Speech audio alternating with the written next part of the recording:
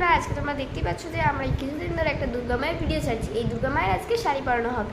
তো সবার প্রথমে দেখো কাপড়টা আমরা কি নিয়ে নিয়েছি। এই শাড়িটা নিয়েছিলাম, তারপরে আমাদের চোখে পড়লো এই কাপড়টা, তাহলে আমরা এই শাড়িটাই নিয়ে নিই।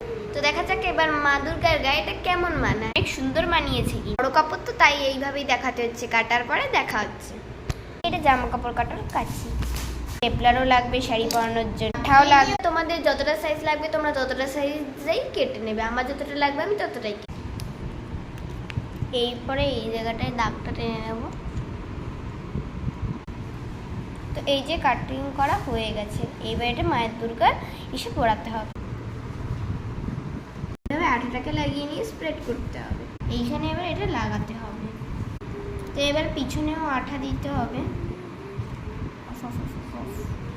এইটাকে চেপে চেপে লাগাতে হবে, নাহলে কিন্তু পরে বেরিয়ে যাবে।